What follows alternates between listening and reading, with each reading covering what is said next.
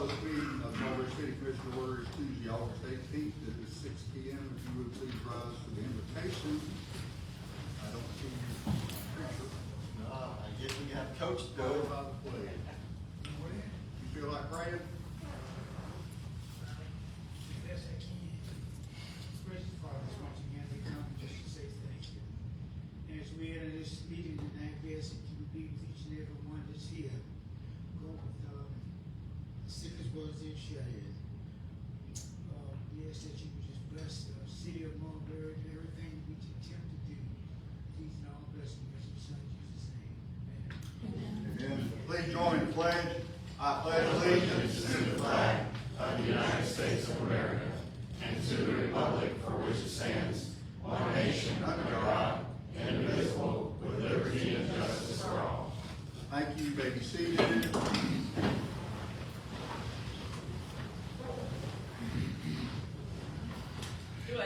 Roll call, Madam City Clerk. Commissioner Ayersman. Here. Commissioner Barsotti. Here. Commissioner Devine. Here. Commissioner McDonald. Here. Commissioner Smith. Here. Mayor Hatch. Here. City Manager Ayala. Here. Assistant Attorney Crawford. And we have two sets of minutes to approve, one for the workshop on the 15th and one for a workshop on the 24th. How about the last meeting? Move approval. Second. Okay.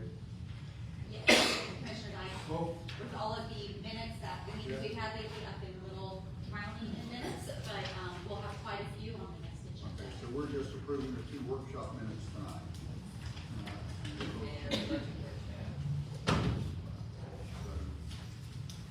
Any additions or corrections, please? Can you read this? No. All in favor say aye. Aye. Opposed? Passed. And we'll go to Public Works. Jason, I guess, you're up first. Can I put you off 1 minute, please, sir? I want to let this chamberlain go so she can go home. I forgot, I'm sorry, Jason. Ron Bates, Good evening. representing our greater Mulberry Chamber. And I'm proud to say we have 6 new members, Bill Atlantic Day, Thompson Law, Deborah Collins, Purcell Elementary, Midgard Self-Storage, and Modern Woodland Financial. We have a total of 147 members. August breakfast, which is tomorrow at 7:30 in the morning at the Civic Center, sponsored by Central Florida Healthcare and catered by Lois Cantina.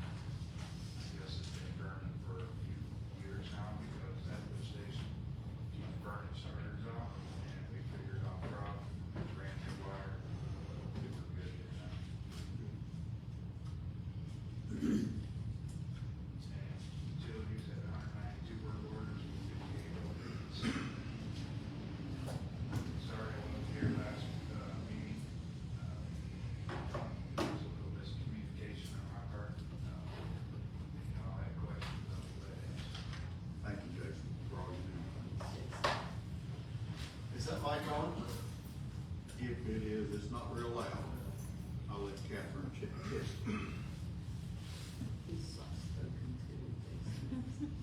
I'll try to project a little bit. Well, hello, and I believe it is Coach's birthday today, so happy birthday. That it is.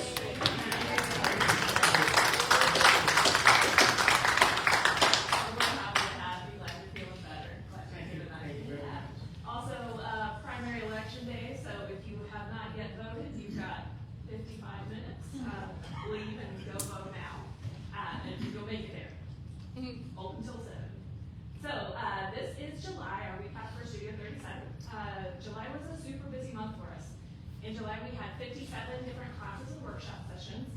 We had 8 missing piece rehearsals and 909 visitors came through the door of Studio 37. So, here's a copy of our August calendar. We got stuff going on every day. If you don't have a copy and want one, let me know. I can give you a paper copy, email you a copy, send you a pigeon, do whatever it takes. So kicking off July, right before the 4th of July, we had the blood bus come back for a second time. What better way to celebrate the 4th of July than helping to save your fellow American lives? So we had several people donate, so I appreciate that. We'll have them back in a little bit. We also had a new class called Slow Stitching with Mary. Most people don't know what slow stitching is. It's a little bit of a meditative sewing method, but it takes almost no skill. If you can do a running stitch, you can do this. It is as easy or as complicated as you want to make it, and we had an excellent turnout for this. These are some of the creations that were made, so you can see how creative people are. I had about 20 people turn out for this, and people are asking for it again, so I'm sure we will host it again. We continued our summer programming for kids, which is our Make It Mondays series. This year is our National Park Adventure for America's 250. So in July, we visited Glacier National Park, Everglades National Park, Denali National Park, and Arches National Park. We learned about them, saw pictures, and then did a graph that correlates with it. So for Denali, we made a mountain range and made snow, we made grizzly bear paws, crocodiles, and alligators, and arches. We were also happy to host 2 of our public forums. I think you guys just approved the minutes for about the redistricting. And in that note, we are going to have 2 more this week. So Wednesday night and Saturday for lead service line. So if you're interested and qualified, come to those. Also, we have a recurring class every week, 2 days a week on Tuesdays and Thursdays, where you can learn to loom knit. We have a really consistent group. And then the things that we make in that, you can either make something for yourself if you want, but we have an ongoing program where we make stuff to take to hospitals and nursing homes and stuff like that. And so in July, we made a drop off at Lakeland Regional of newborn hats and blankets. Yeah. We also, in July, brought back our gaming stitch lab, and there are 5 Thursdays. That's on Thursdays at 11. So there are 5 Thursdays, so they made 5 different projects. And these were people brand new to the sewing machines, they didn't know how to use it, and they made these cool things. Zumba on Tuesday evenings, we have a new teacher. Things are going great. She's been a lovely person to work with, and it's actually going on right now. So Tuesdays that you're not here and you want to get a good workout, head to Studio 4 Zumba at 6:15. We partnered with Amy Under the Oak for a sound bath meditation and had a really great turnout for that as well. Amy will join us again in the winter. And then upcoming, like I mentioned, tomorrow we have the lead service line workshop, also on Saturday, and then Thursday, it's going to be a really fun afternoon. So starting at 3:30 at Zero 3 to 3, we've got the library, the cultural center, the museum, and Studio 37. And we are all going to have tables set up with creative crafts and fun hands-on things to do, just to kind of like help you get creative. It can be for kids or adults. So bring the family, have a little fun, and then stay for, is it trivia? Trivia on Thursday we'll wrap up right before trivia starts, and have a fun evening at Depot. Yeah? Here, if I may, just make a comment. Yeah. Catherine, I just want to reiterate how important the lead service line workshops are. For those who are listening on the Facebook feed, those here in the audience tonight, it's my understanding that Mulberry's received a grant to help make these changes, remove these lead service lines and these lead service connections to houses that might still have legacy components in place. And that is unheard of as far as I know of in Polk County. So if you are present at that meeting and can sign up and get on that list and be included in that, I believe that that will all be taken care of for you. If I'm not correct, yeah. Yeah, so it's extremely important that you attend, that if you're affected by this, you attend one of those workshops. Is there a amount of people that have to sign in, or just? No, this is to collect, we'll have utility easement agreements ready to go, we'll have participation forms ready to go. It's really more to educate those residents that have a legacy connection, to let them know we're replacing it with quality pipe that meets all current standards and in connection with federal rules. So Mulberry will be ahead of the game if we can get 100% participation. Absolutely, and then, like I said, there are 2 opportunities. If you can't make a weeknight one, we also have the one Saturday morning. So really try to make it accessible to all of our citizens here that qualify for it. I was gonna ask you what times they were. You said Wednesday and Saturday, but I can't read the time. That's all right. Wednesday is at 6 o'clock and Saturday is at 10 a.m. I'm sorry, Mr. Crawford, you said 100% participation. What, can you clarify? It would be, well, that's what we're shooting for. What is 100%? Yeah, so the residents should know whether they received a notice of lead service line or a notice of what we call a galvanized line needed replacement. Those notices were sent around as required by law, probably back in October. I don't think Mulberry did a second round of noticing. And so if you've received that notice and know you're impacted by a lead service line, the city is obligated under federal law to replace its line and intends to do that project using grant dollars. What's exciting is that those grant dollars could be made available to enter consumer property and replace the connection from the point of the meter all the way to the house. So it'd be eliminating any potential lead service components that would exist between the service line and the point of entry into the home. An amazing, amazing project, but we need to know we need to get permission from those folks to do that, so. Any other questions for me? I have a question for Drew. but Yes. You're gonna. Sorry, Catherine, thank you.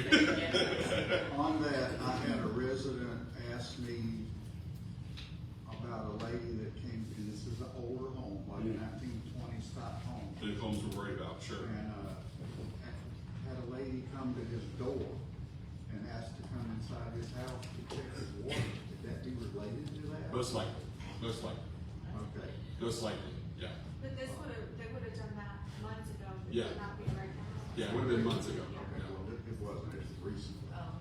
But his question was, why can't they just turn the water spigot on outside and check it out there? Why do they have to come in my house? There are, I know it's interesting you mentioned that. No, there are certain ways that utility systems are obligated to check Okay. for those types of things to determine whether or not there are certain contaminants that are present at a particular property. I feel like if that was an employee of the city manager, they would have identified themselves as an employee of the utility system. Okay. That or Panoni or something. One of the two, one of the two. And they would have had ID with them. Panoni has ID. Yeah. And so does the Mulberry. Well, he said he remembered Panoni coming around whenever they came around several months ago. But anyway, okay, I'll talk to him. Thank you. Code enforcement?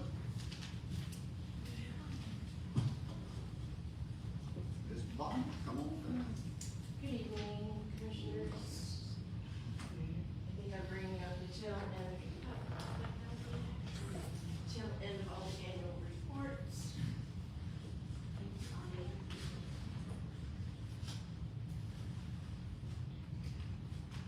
Fix this so that our residents come up to speak.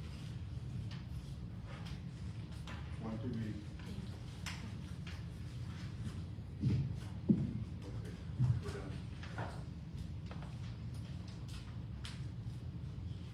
To the stop button, I do this once a year, so thank you. Good evening, commissioners, Bonnie, Titus, Mulberry Code Enforcement, Building Department, and Economic Development.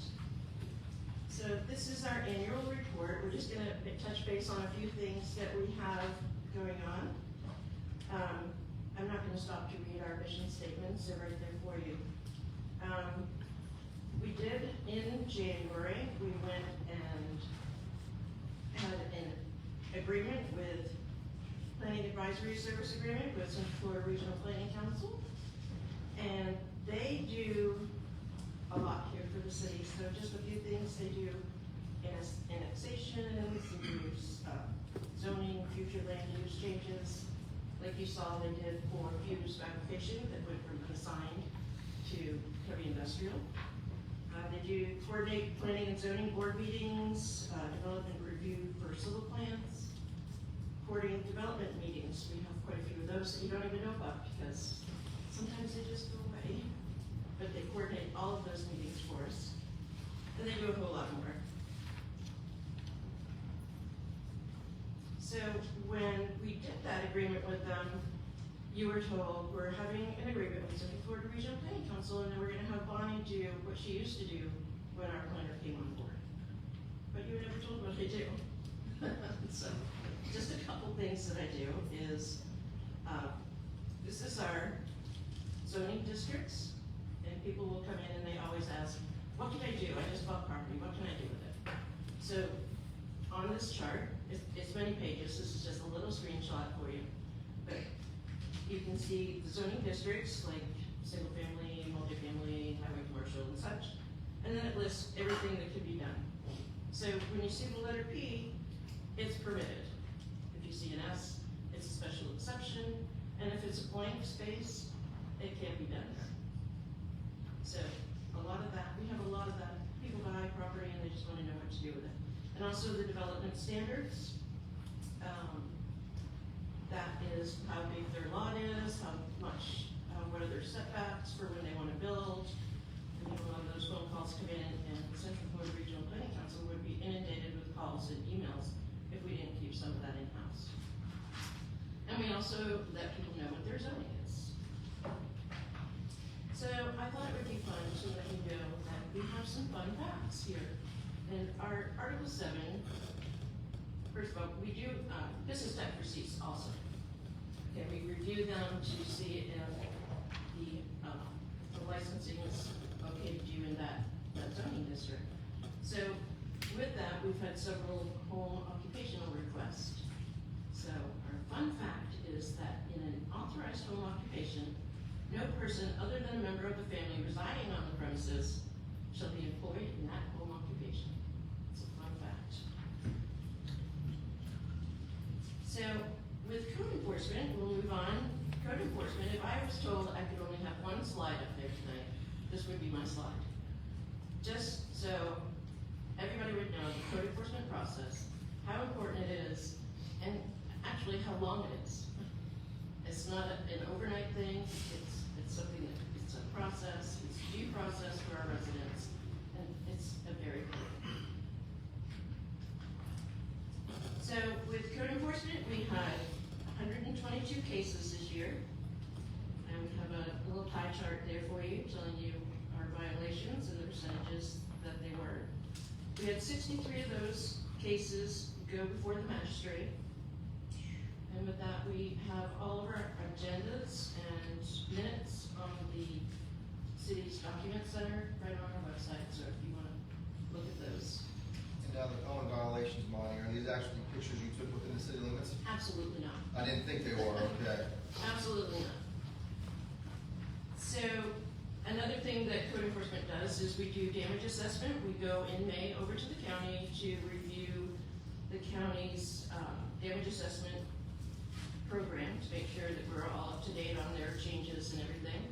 And when we have a hurricane, the city manager, myself and the city manager will designate another person to go out in the city. Sandra drew the short straw this year. She gets to go. The hurricane. Then we have this program from the county where you see that every one of these little green dots there is a home or a business or something, and we go out and we do our that little square there is a survey, and we fill out the survey, take pictures and upload it to go to the county where it goes to their dashboard. So not only do they see everything in Mulberry that is wrong, they see everything in the county, because everybody has their program, and they report to FEMA. And we have some pictures in there for you that are, not everybody is in agreement, but minor damages and what major damages, so they gave us pictures to make sure that we knew what they expected of us. So our fun fact for code enforcement, Florida Statute 162.061B, Florida Statute Section 162.21.3B, they prohibit code enforcement officers from initiating an investigation into a potential violation based on anonymous tips. Fun fact. That's not fun, this one. And our building department. I'll let you read at your leisure our mission statement. Our permits that we issued this year were 314. We have that broken down by percentages, by type of permit. Our 86 permits, 27% were our MEPs, which is mechanical, electrical, and plumbing. And our permit inspections, 902 inspections. Brian Wells is our building official, and he did 73.3% of those inspections. But pulling up beside him is our private providers, and they did 24.1%, with the fire marshal doing 24 inspections at 3%. And private providers are getting really popular these days, and they are licensed professionals like architects or engineers, and they are authorized to perform building planning reviews and inspections for the building department. And the property owners or contractors will hire them, and they go out and do either planning and or inspections.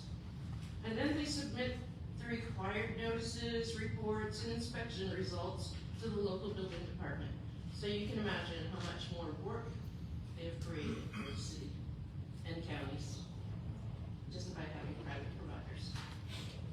So with that being said, our fun fact for building is Florida Statute 553.791. Private providers must review plans and inspect works to the exact standard of the Florida Building Code. Any more questions? Yes, I have, Oh. not the last one you asked for. But I'm not asking for the step, I'm asking for a friend. I don't know if you know. Here's where that came from. They're on, right off 60. You know the two-story building? Okay, I have a lot across the street Okay. on the same side. You know where Roosevelt Baker used to live? No. Okay. Give me a reference. A more up-to-date reference. Okay, you know where the car lot is on the right here going west? Where, like Lady Electric was? Yeah. Okay. Okay, well, the guy was telling me yesterday that building has been vacant for a long time and it's not, Okay, you're talking about, there used to be a two-story building and now it's gone, and there's behind the gas station? No? I didn't. no, it's still, We can- there's a house in the front Okay, and there's a house in the back, the 2 stories in the back. okay. And the guy was telling me yesterday that he thought that house was not condemned, but, not in the right zone. I don't know if that's Okay, right. I got you, I know where you're talking, I got it. Okay, so he said he was concerned because he was trying to put his daughter in that apartment at one time, and they were lying. Now he says some guy is moving in there, and he wanted to use his electricity. I know exactly the house that you're talking about, and there is issues going on with that, and if you would like, I can talk to you tomorrow about that. I mean, That's fine. That's okay, fine. I do know, I'm fully aware of what's going on there, Mhm. and, yeah, it hit me where you were, 2-story. We don't have many. So that's the only one in? Yep. Only one in town?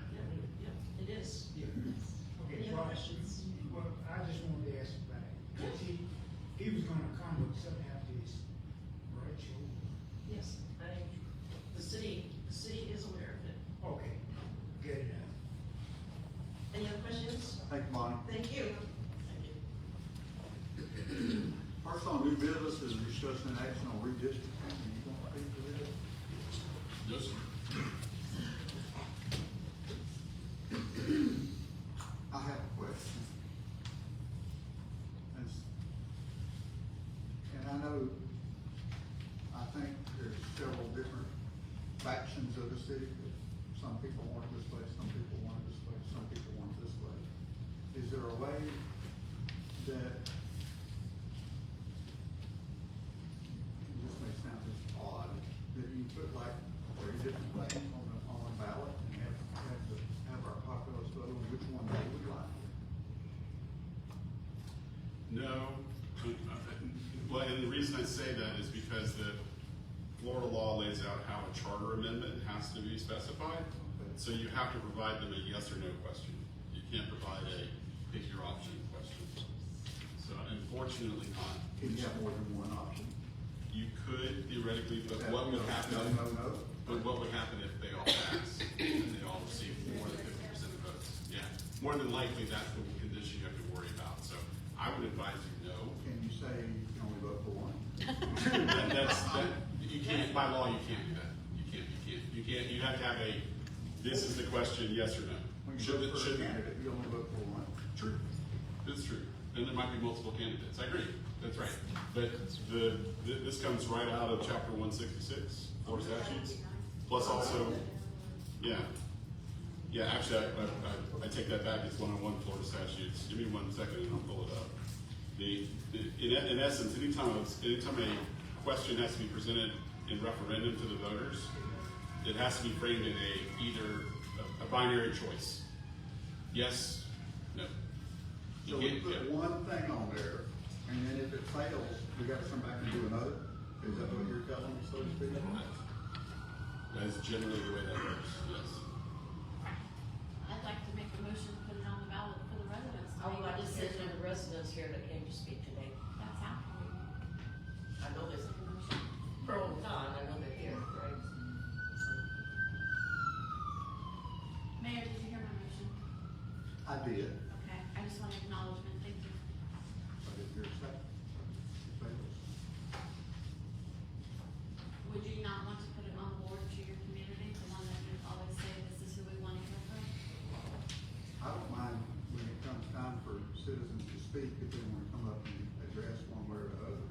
Or since we're talking about that right now, if there's anyone that wishes to speak on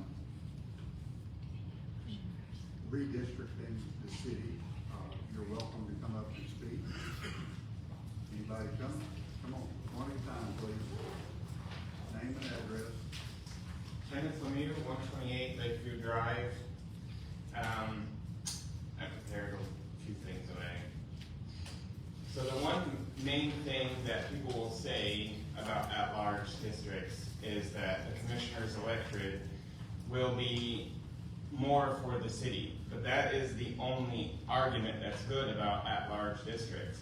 There are so many benefits from having the districts redistricted and kept as the same. It will allow minority voters to have a say. We're taking that say away by having at-large districts. We're going to bring big money into our little city here, and I just think it's a terrible idea. We should keep the status quo where everybody in Mulberry gets to know their district representative and keep that friendly piece of sanctuary that we have here. That's my. Thank you.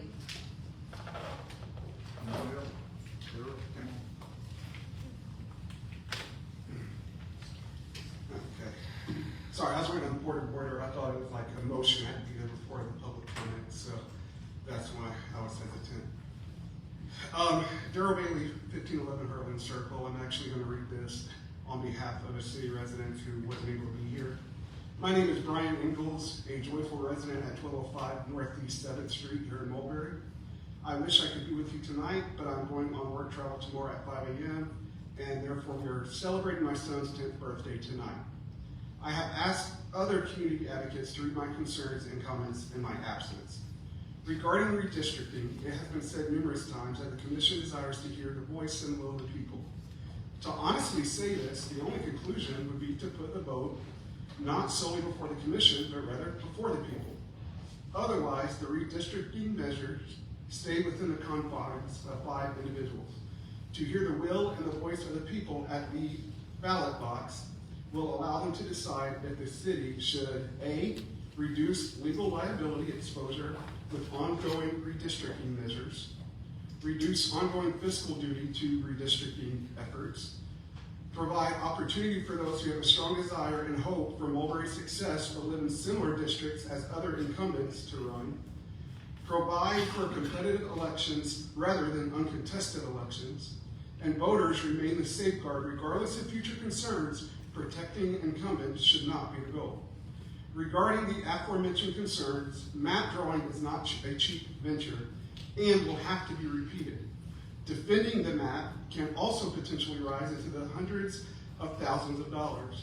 With the looming ballot initiative of property tax reform, we need to aggressively tackle low-hanging fruit for unnecessary costs while simultaneously expanding the pool of potential candidates so the city of Mulberry will not face uncontested elections.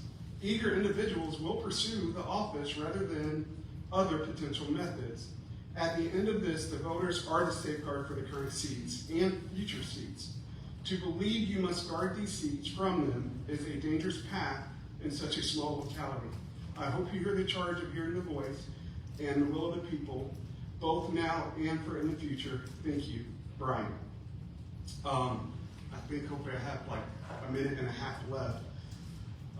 Here's the only thing that I'll point out. I know there's folks that showed up calling for all at-large seats. And I understand that while Attorney Crawford had mentioned that that is the most legally safest path, that may not be the most politically palatable path for the commission to take. And I understand that. With that being said, I'm sure there are other routes that would compromise that, give additional at-large seats while maybe there's map concepts with 3 districts and 2 additional at-large seats. But a couple other things that I heard was protecting minority voters. And, you know, that's a great buzzword. Minority raises a lot of emotions. And minorities is economic minorities, it's race minorities, it's communal minorities, it's age minorities. Minority communities are important. But I would submit that protecting the minority vote is given options for the vote. And one that I would like to do, to just mention that may be a little bit controversial, and I wish Ms. Gardner was actually here today because I did run this by her, and she understood where I was coming from with this, is I had asked Coach, what would happen when Coach Smith decides it's time to hang it up, that he can't do it no more. And I've said before, I hope it's 20 more years. You're only 50, you turned 50 today. Happy birthday. But reality is, Coach, you're not going to be able to do this, but maybe 15, 16 more years. And I asked, is there anybody in that District 5 who's been involved, getting involved, potentially to run and take that seat? And she says, I'm afraid not. Well, having open districting seats would allow somebody like Ms. Gardner, who may appreciate the job Ms. Rose is doing, or that Dawn's doing, or Ms. Kathy's doing, or whatever district she lives in, but would rise up and run for that open seat when he can't do it no more, and represent that minority vote that Coach Colin Smith, even though he represents all people, he is the voice of the minority community. If you look around, we all kind of similar shades of the spectrum, and Coach Smith has held on to that very well and represented those people well. But having open seats would allow that to happen. What happens if, God forbid, we have something like what happened where, Victoria by the Lakes happens, and a whole trailer community, mobile home community goes under? What happens when that whole thing is left vacant, and maybe there's nobody, maybe a hurricane, and there's nobody to run in that district? At-large seating would protect that. So I think we need to consider at least some more at-large seats, if not all. That's all I have. Thank you so much. Mr. Attorney, can we put a vote before the people with our existing charter? Just to give them the option of going to at-large or a hybrid? I'm not sure I understand your question. Okay. So let me say something, and maybe it'll help you tell me more about what you're asking. No, you could not ask for a straw poll that has no effect. Not looking for a straw poll. Okay. Actual, a vote to the people. Yeah. I think Brian mentioned that in his, email. Right.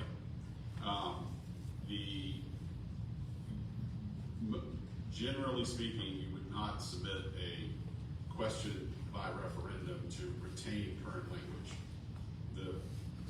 If you want to submit a question to the voters dealing with the text of the charter, it would be to change the text of the charter. So we have to change the text of the charter before we go either leaving it as it is, just balancing the districts, or going 3-2 or all at large. If you want to retain the current composition of your government, where you have one at-large mayor, one at-large commissioner, 4 districted commissioners, you don't have to submit that to the voters, but you do have to balance your districts using a redistricting process. None of that would go before the voters. If you want to change the form of your government and make, yeah, that's correct. If you want to change the form of the government and have, say, 2 or 3 at-large commissioners, an at-large mayor, 2 districted commissioners, or all at-large commissioners and an at-large mayor, however voted on. So that sentence that stood out to me, and this is black and white, we all have a copy of this. To hear the will and the voice of the people at the election booth will allow them to decide if the city should, ... There's some inconsistencies in that. Can I bring out one more thing? A point of District 3. That was a good example of why we need to look beyond just drawing the lines. That district did have a mobile home park. It closed. So it was one mobile home park and one mobile home park. That one was gone for decades. Nobody did anything. We lost votes in that area. You had one district that you had to be 55 and older to live in. If we don't have those boundaries as our neighborhoods grow, population shift, we don't have to rely on that outdated lines. That right there is outdated. Those aren't even our names up there. Let's, Well, at the end of the day, it's not the name, it's the seat. let's stop a second and let this gentleman speak, okay? You are good at doing what you gotta do. Garrett Milam, 233 St. Thomas Drive. I just have, a quick brief this time that says, I think that we need to look at the problem we're actually trying to solve. Right now, every Mulberry voter already votes for every commissioner before those seats restricted and run based on where we live. We also have multiple seats that can go completely unopposed. Understand the concern that eliminating districts could potentially allow several commissioners to come from the same area, and I think that's a legitimate concern that needs to be considered. There's also a representation problem. When residents technically have a district representative and never actually have a choice of candidates. Mulberry is growing and changing, and I think it's reasonable to ask whether our current system still gives residents the best representation, whether the answer is redrawing the districts or making the seats fully at large. I'd like to see us choose a system that encourages more residents to run and gives voters more choices and provides the best representation for the entire city, not simply keep the current system that we have now because that's the way we've always done it. Do you have a preference?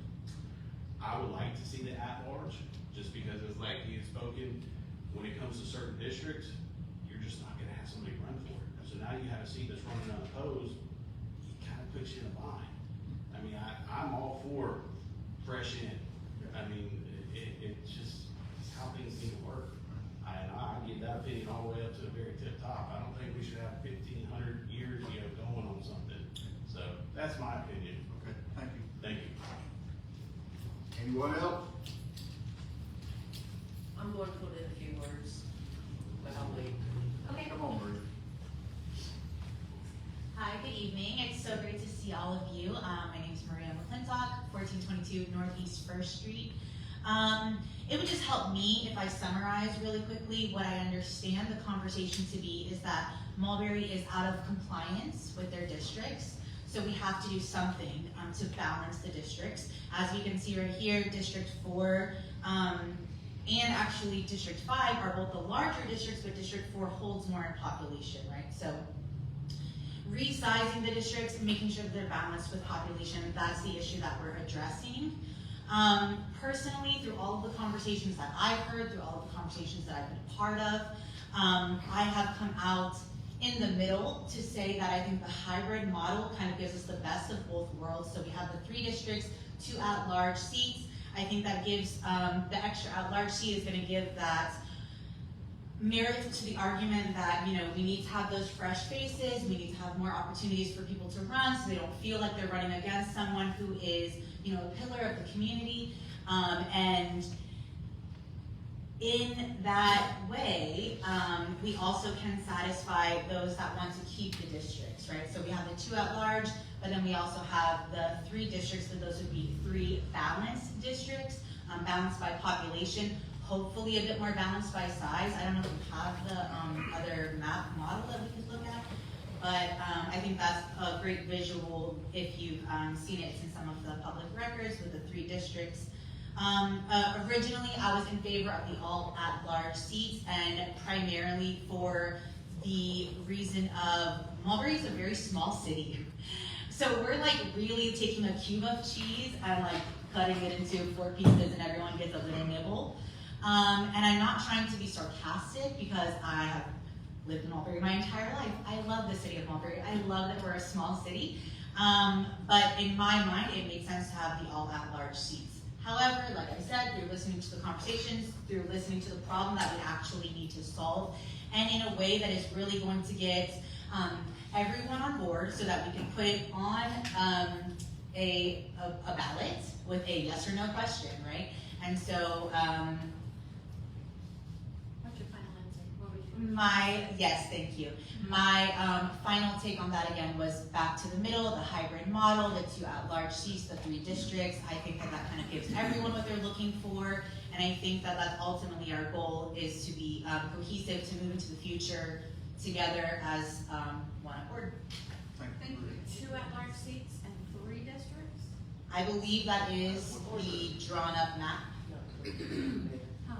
Oh, yeah. That would Not save including money. the mayor. If you don't have that, then the vice mayor can be chosen and the mayor within the 5 commissioners. I'm sorry? Okay, so if we switch to a 5-seat commission, and, We are a 5-seat right, commission. I know, but if we don't have the mayor's seat and we're gonna redistrict, not you, mayor, it's anybody in that seat. If we redistrict the map, we have to pay for that. To save money for that, just the 5 commissioners, they could be voted in mayor and vice mayor through the board like we do the vice mayor. So we would save money by eliminating 1 seat too.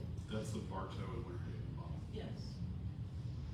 Well, I wasn't aware that was on the table. It's just if we're gonna not change it, we're gonna have to spend money to remap, how can we help save money? Because we do need to save money in the budget too, so.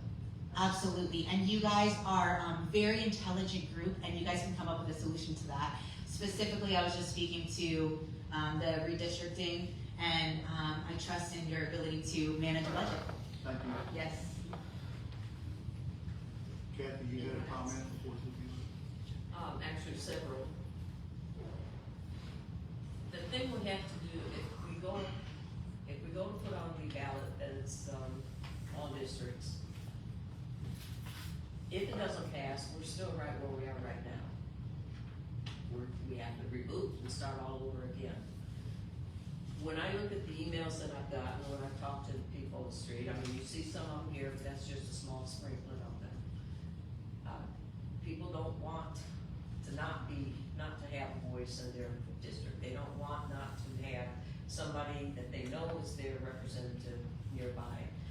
Now, one of those pieces of paper explains where we started from, and back in 1998, you were right, Jim. Actually, it's 88, yeah. And that's when the city charter was first changed. Then in 2007, it was updated. Now, the reasons they give for changing, for the system change, was 1, prevent electoral dominance. Under a pure at-large system, there was a high historical probability that multiple or all commissioners could be elected from the exact same neighborhood or side of town. 2, ensuring a safeguard for local voices. Implementing residency districts acted as a geographic safeguard and mandates that candidates must live within least 6 months to qualify, ensuring that every district, every distinct section of the city has a dedicated local resident speaking for them on the board. 3, I think there's a third one there. Is maintaining the compromise structure. The city retained its at-large voting mechanism for all seats. The hybrid structure forces candidates to remain accountable for the entire citywide population, which we are. I mean, I may be in 2, and Dawn's in 4, and Rosa's in 3, right? And Coach is 5. We're all responsible for everyone. So by taking away your representation in the neighborhood, you're still going after the same thing, but you stand the distinct possibility of all of your seats being in, or all of your reps being in one area. And that's what we got away from. That's where we made strides, and for the people I talked to, they don't want to go back to that. So I know we have to become compliant, and I know that you probably got calls into the Central Florida planning now to see what it would take to remap. I placed a call myself and had a little bit of a conversation, so it was interesting to see what they had to say. So anyway, that's where I'm standing on it. Ms. Kathy, did you say you called the CFRPC? Yeah. Okay, they can't redistrict us. No, but they help with mapping and They things can't like help that. with us, correct? They City help Attorney, with you said they mapping. can't It was help my us. understanding they were not interested in helping with redistricting. That's, when I talked to the gentleman there today, that's not what he said. But did he talking to him? That's wonderful, that's wonderful news. And That's not what I I'm happy to heard. take the lead on that and try to get something done with it, but Yeah. at any rate, I'm going by what I'm being told, I'm going by everything else. If we had to do it, I agree with the, 2 large seats, but we're talking people again, and I made this consideration before, we're not talking District 1, this area, that area, we're talking people, we're talking residents, people who have lived here, people who place their life here, and they like having a say in what's going on with their work. That's all I have to say. Okay, I'll weigh in on this discussion as well. And I will say this, I am trusting that the commissioners who were having active conversations with the residents were not being biased, weighing their want over the people we were polling. The approach I took, I explained that we are currently 4+1. We need to redraw the lines because they are We have unbalanced. compliance. Option number 2 would be 3+2, which would require a charter amendment, and also an at-large, all at-large would require a charter amendment. I was as unbiased as I could. I put the facts out to the people, and I'm not saying you all did not, okay? I'm just letting you know what I said for the record.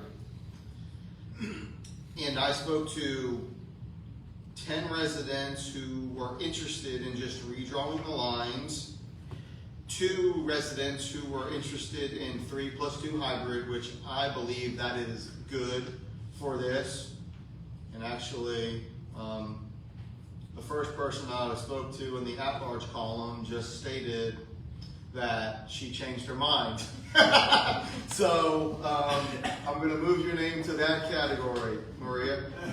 Okay. And several people also stated that they're going to trust us in our decision. So they can blame us when they agree with it when it's good. Pretty much. I mean, that's in good times and bad times. Hey, I know that. Yeah, me too. So that's my input on this discussion we are having tonight. I have one more thing to say, just because some people weren't here at our last workshop. I do have 12 signatures that want at-large seats. There are 4 other cities in our county that have at-large seats. Frostproof is one of them, with about the same amount of residents that we have.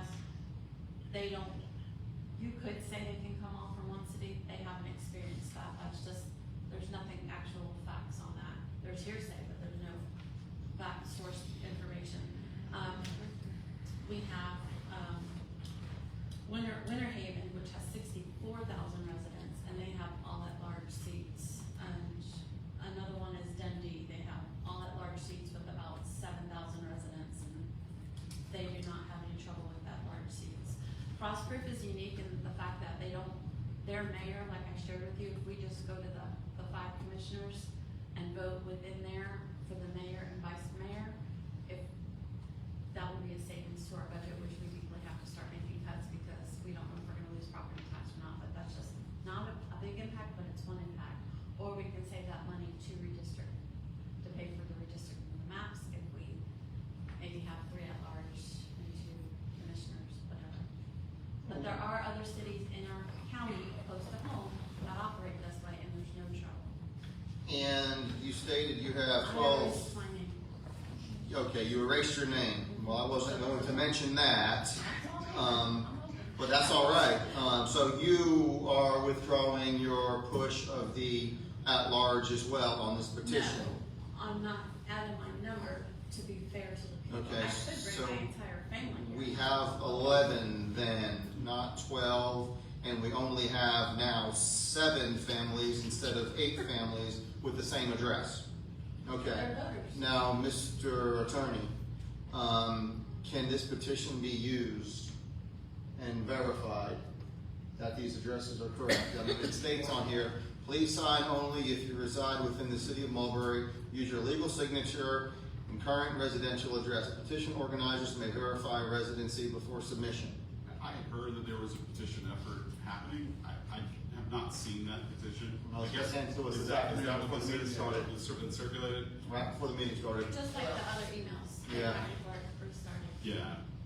I can pull up my email and my Facebook and show you a lot more than 12 that says that. But what are we avoiding But by we putting need it a in their petition, hands and I let would them like to get it decide? out there Well, and see. at the what- end of the day, if we leave it as it is, we are not putting it in their hands. If we go from hybrid to all at large, we are then putting it into their hands, option A or option B. And waiting for an election and then possibly having to start all over again. We've had the city attorney give his input, we've had a group of work, at a 2-day workshop give their input, we have city staff that give their input. It just feels like it's not what you wanna say, or what you wanna hear, so you're avoiding all the other things that you claim to tell us that we should always listen to. How many We were should at the listen to workshop? the people, it doesn't matter, it's Yes, it shut does. up. We're talking about a whole city here. We're That's talking who showed about more up. than people. And And people we don't have have you that showed up boundaries. too, We that don't they need spoke boundaries. against Alright, it. y'all quit arguing. Sorry. We're gonna go down here and ask these two, one of them got something, y'all been talking, but these two said Be something. quiet. Fine. What? What's your preference on how we do this? Same as it is. Leave it alone? Yeah. Okay. Rosa, you got a preference?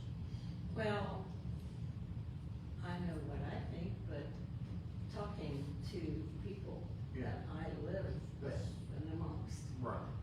they want a representative, a person that they know, they don't have to know them personally, but call me up, email me, whatever with the problem. They are not for all at large. The three commissioners and 2 at large seem to be better, you know. I mean, whether we stay, we still have to, except for the 5 at large, we have to be in compliance, so. Now, even the 3-2's gonna have to do some remapping. And I just want to say this, we're not defending our seats up here tonight No. with that assumption being said. Okay. Mr. Attorney, can you give us your input that McDonald mentioned earlier? This is primarily a political decision for the commission to make. Right now, it's in the hands of the 5 commissioners who are seated here today. And the reason behind that is because any change to the form of government will require a charter amendment to be proposed to the citizens. The easiest and fastest way to propose a charter amendment to the citizens is if you do it as a commission, right? So that's why this is in your hands tonight. And primarily the factors that weigh in that decision are ultimately political in nature. It's going to be whatever you think is the best form of government for your citizens, whatever the citizens think is the best form of government for themselves, through you as their elected representatives. I don't have much input on this because I'm not sure that what I say has a bearing on that. It's really more, how do you want to govern yourselves? What do you think is the most appropriate way? And if the most appropriate way is anything other than what you have already, then we need to talk about legal maneuvering and writing things and getting things on ballots and what that looks like. So I would say, just to answer your question, Commissioner, the question before you tonight is whether you want to make a change. If you want to make a change, staff can go down that process. If you don't want to make a change to the government, staff can go down that other alternative line. But I think the reason it was brought before you for decision tonight is so that you can get the answer to that question. I'm just curious, can I hear your opinion? Just for the record and everything, can I, in the stance that you have on this board, can we hear your opinion on it? I don't have one. It's No on opinion. page 9. I don't have an opinion. As our lawyer, he can't have an opinion. It's on page 9. He just has to enforce what we want to do. The opinion, I understand what you're talking about, Commissioner McDonald, and I'm happy to address that. So I was asked a question by Commissioner Barsai about what might be the legally safest way. And, that's an interesting question, right? I'll just say sort of the same thing I did at the commission or at the workshop meeting. That's a very difficult question to ask because when I think of something that's legally safe, I think of the insulated. What is insulated the most from any type of legal action? What prevents you from going to court? What stops those types of things from happening? In that instance, the legally safe thing to do would be all at-large districts. However, that's also the same thing as saying the safest thing to do on an interstate is to drive 35 miles an hour. Well, not technically on interstate, but It's the minimum. It's the minimum speed, correct? I see a lot of 45, 50s on the interstate, and I'm not. The reason why I'm really happy that you said what you did there, because my point being is that what's legally safe, it might be a factor that weighs into political decision or calculus, but it doesn't necessarily, the game doesn't end there, because we can make something legally safe that has districts, 3, 4, 2, as long as they comply with the laws of the land, right? So I don't really have an opinion about this. I don't live in Mulberry. I'm not a Mulberry citizen. I'm just like you. I want to hear what the citizens have to say. I think the citizens elected these 5 up here to be their voices, and I want to hear what they have to say as well. Give me instructions. So that's my opinion. Well, and just to throw another 2 cents in it, every solution has sunshine and rainbows, and every solution has its cow patties full of it. So, but as Ms. McDonald said, we have other major cities. Winter Haven being a very major city, this is functional for it. It's just, this whole situation has to be stepped back, because change has to happen regardless. Like, there's no question about it. Either the lines need to be redrawn to stay the same, they have to be redrawn for 2 and 3, or we just go at large. But everybody needs to take a step back and start looking at this as a big picture. If we have a functionality that is happening in other cities and that is functioning flawlessly, and I use flawlessly loosely, because there's always going to be flaws in every system. But if Winter Haven is doing it successfully with the size that they're at, it's something to look at. Again, that's just my 2 cents. I was curious. I wanted to ask that question. Right. That is a fair opinion. Absolutely. Yes, sir. So what's our next step? So, Mr. Walker? I think staff is asking you to give them direction on what to do next. And the dates I'm seeing on here, that's when, like this one is, must be completed and approved by July 6th, 2027, to be established for the 28th So, election. Yes, That would be the time frame, and that would be, include the mapping or just Yes. the decision? yes, that statute, that date, you mentioned July 27, Correct. that is a date established by law that you have to, if you're going to change the districts that you elected, you have to give at least 270 days notice. I'd like to make a motion for 3 at large and 2 districts. I'll second that. You beat me to the punch. We have a motion on the floor. If I'm where I am. By Commissioner McDonald, seconded by Commissioner Devine, of 3 At large, at large. 2 districts. No, I'm- oh, hang on. I'm writing. Let me, never mind that then. Yeah, you better. I was thinking it was 3 districts and 2 at large, so I'm resending my second. Okay. Do I hear a second for 3 at large and 2 districts? Don't I do do what not. your friends want. I do not hear a second, so that dies for lack of a second. I'll make the motion for 3 districts and 2 at large. 3 districts. and 2. The mayor doesn't vote, he is chair of the meeting. That has a second from Commissioner Ayers. We have a motion on the floor to do 3 districts, 2 at large. 2 at large. So that and keeping the mayor, Well, the mayor, he's at large.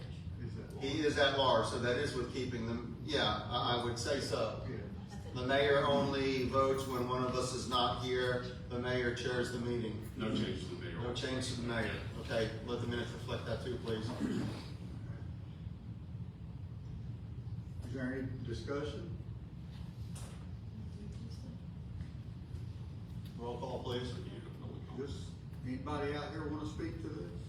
I gotta say something. Come on, Ken. Well, 2 Kens.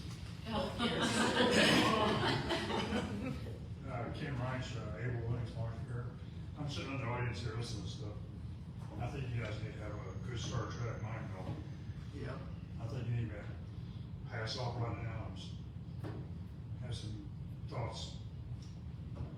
There's a planning meeting to discuss this stuff in more detail.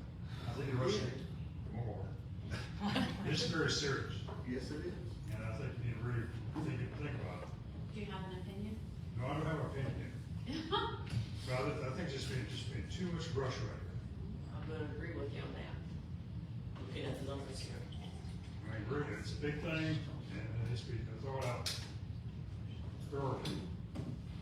Not in front of this right here, I think it just needs a good Well, I don't know what it would do, because we have a legal opinion, staff opinion, and we have people from the workshop, and it doesn't matter, At the end of the day, we're voted by the people, and we're here to vote their will. and we're not. So, being up here, I'm hearing a lot of confusion. Thank you. Thank you, Ken. If I could, our attorney could share like the timeline, which I think that's one thing that has them on it. Sure. Yeah, staff doesn't want to take a move unless you guys authorize it.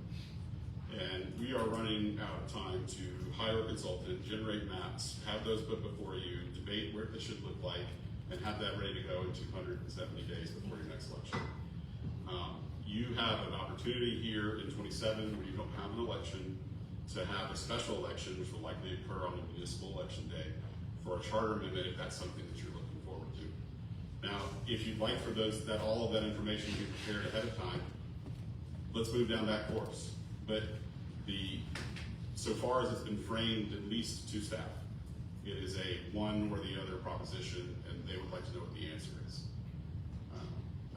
That's what I understand it is. Right now, the motion on the floor is for 3 districts and 2 at Right. large. Right. Can talk.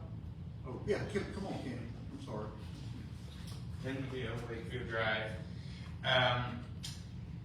I think this is hastily set here. I think that we need to continue as for this election cycle. I think you guys need to draw up your maps because you have a deadline coming up.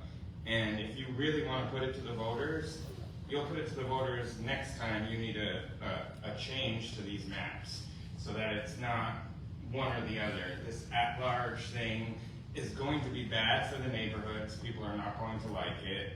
I think you should just redistrict. You can do that in time and keep the charter the same. I think it'll keep everybody happy for right now. And then if you need to put an amendment to the voters, as some people are saying, you do that at a later date.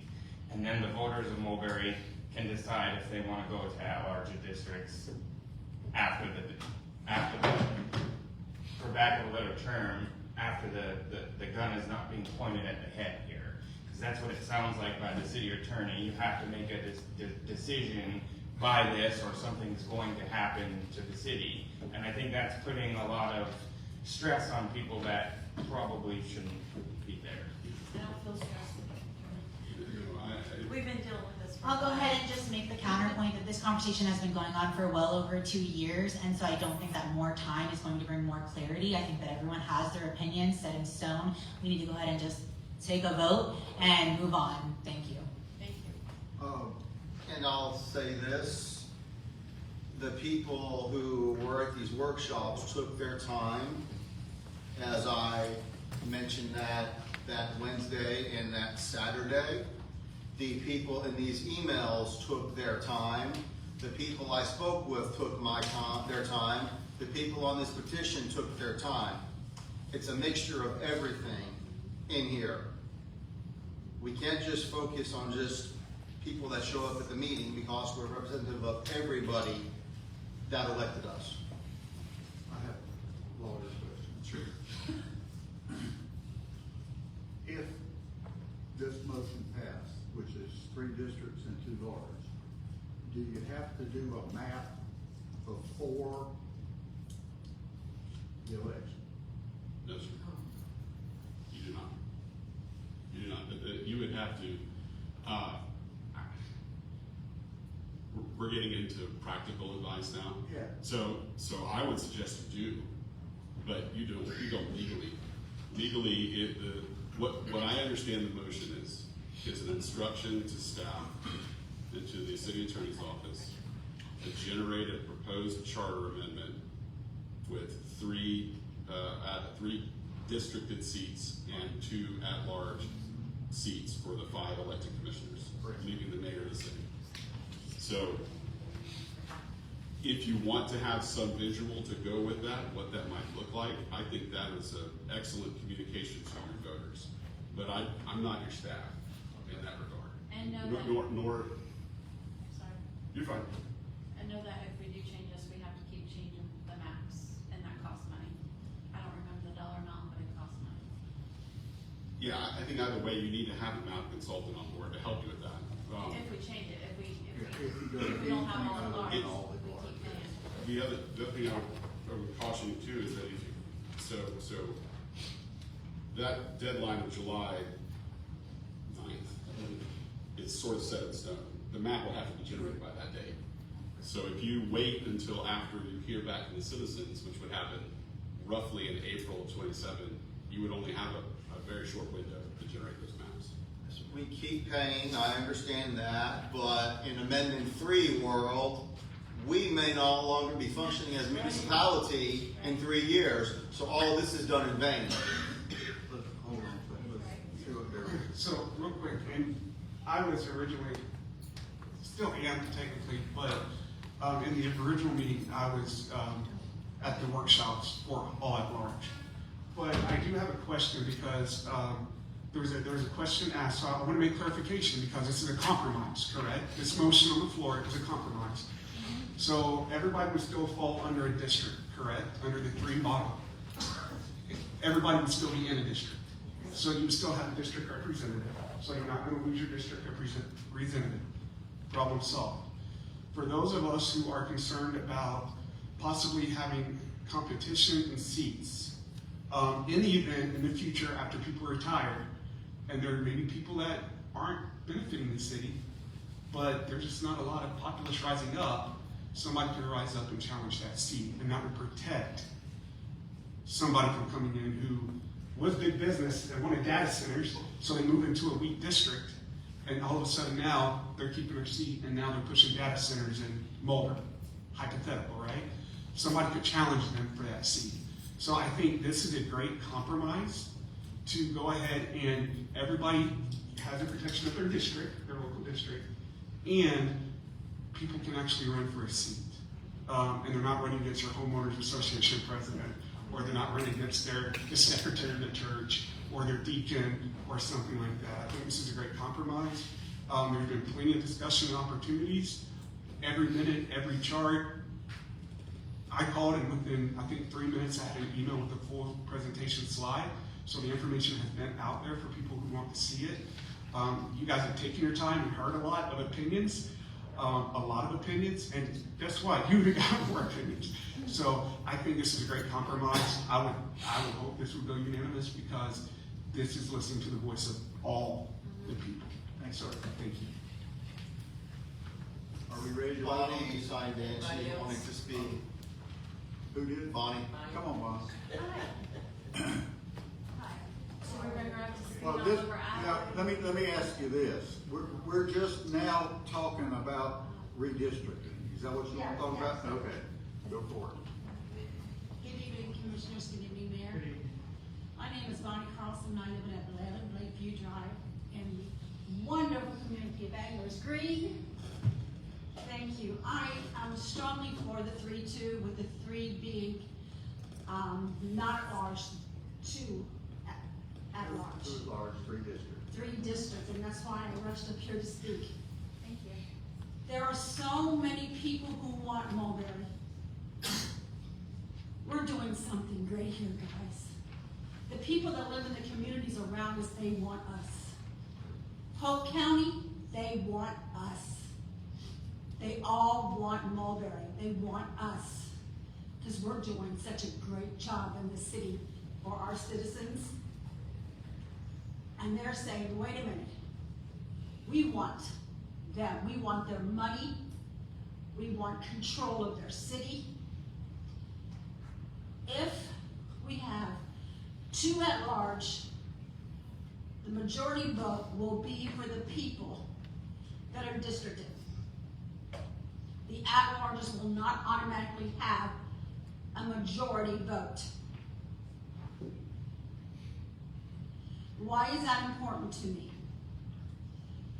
Because it is possible, unfortunately, in today's age, we have people that live in Willow Oaks on Shepherd's Road all coming in here. They want to control what we're doing in Mulberry, and they say, change is coming.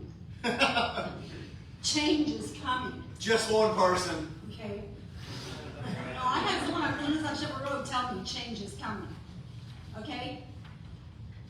I don't want a situation where someone can be backed by someone in Polk County running their campaign, running their Facebook page, and they become someone on this commission that has to speak for the people that backed them when they ran for commissioner.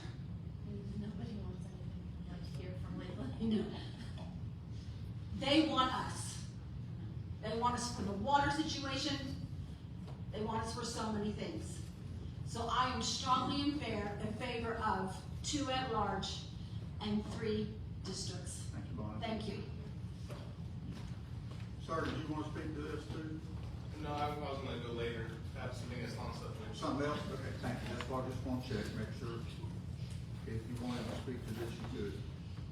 Are we ready to vote, Commission? We're gonna do a roll call vote. This is for commissioners having 3 districted seats, 2 at-large seats, and the mayor stays at large. So that's, yeah. Are we all understanding that? That's what you're voting for, yes or no? And all you're voting for is, yes, we're gonna put it on the ballot, like that. Or no, we're not gonna put it on the ballot. Are you ready?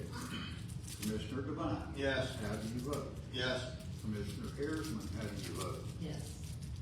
Commissioner Smith? Yes. How do you vote? Commissioner Barsadi, how do you vote? I was on the fence there for a little bit, thank you, Bob. I'll vote yeah. Mr. McDonald, how do you vote? Yes. That passes 5-0. Boom.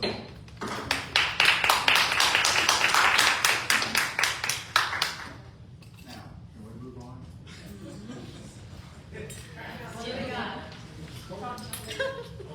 A donation? Alright, we're looking now about Mulberry High School football, basketball booster club donation. What is Thank you that? for coming. Okay, so Coach, Yes, sir. you always ask for $1,000.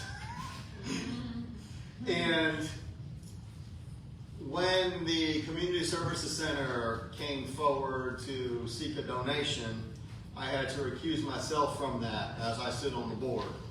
As you're going to have to recuse yourself as well. No problem. Which is fine, no, I say that to lead into this. When I recused myself then, I was kind of trying to build an industry standard that going forward, $500 max to organizations that that we can give to nonprofit wise. So I just want to make that publicly known that no hard feelings, Coach, you know. Yes. I'll make the motion for $500. Second. So moved and seconded that we donate $500 to the Booster Club. Any comments? All in favor, say aye. Aye. Opposed? Thank you. Well, that was for the vote. No, you gotta fill your form out. Oh yeah, don't let them forget the form. Jen will let you take care of that. There was no votes anyway. Alright, discussion action, Legacy by the Lakes RV. Yes. Is that you? Yes, I can introduce that item here. So, at your last meeting, Mayor, there was a vote to instruct me to generate an amendment to the Legacy Lakes RV Utility Service Agreement. Correct. I submitted that to staff on August 5th. By my calculations, it appeared to be that a reimbursement was due using the 8-to-1 ratio, which would reduce the number of ERCs purchased from 30 water and 41 sewer to 10 water, 10 sewer. It would be a reimbursement of roughly $189,000. Right, no. Make a motion to say no. No. So what do we need to do? Right now, it's before you for approval. I have been in touch with Mr. Bannon, representing the property developer, Williamson. That communication was just this evening.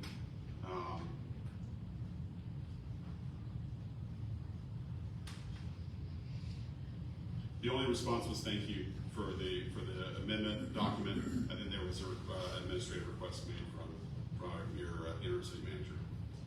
So I have full confidence that if you approve that amendment tonight, they will execute it.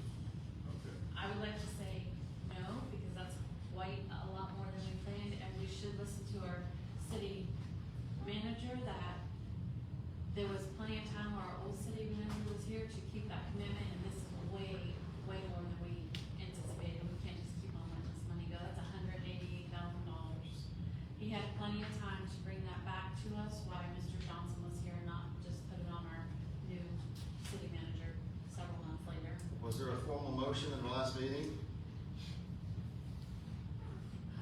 The motion at the last meeting was to instruct me to draft an amendment. Correct. I think we made the motion. We agreed. Yeah, I thought I did. Yeah, We made agreed that it was wrong. Right, and He shouldn't have been charged that much money. correct, But right. he should have, he had plenty of opportunity to do it with the people that made that commitment to him, and he waited until we had a new person in this. You tell him that last minute, Because I was gonna recall my vote today, I called the city attorney, but then this came up, so, We spoke, yes. because there was a section in there that we could do that, but this is that, What's your pleasure? So do we have possible litigation we will be facing? his engineers made the mistake, right? You know, I already opined in writing that I don't think that there are any legal grounds to sue the city. It was a voluntary utility service agreement that was executed. There was a lot of back and forth, and then Mr. Williamson has indicated that his attorneys think he has a solid case, but he hasn't indicated who those lawyers are or indicated what their opinions might be. You know, anybody can litigate over anything. I think that's a significant sum of money. Is there any room for negotiations, like it's your fault, our fault? Both. We go in the middle? Was there any of that? The Mr. Bannon had provided us with a potential in the middle solution, but it was closer to the 8-to-1 levels, and that was shortly after the commission had instructed Janie and I not to take any action back in April.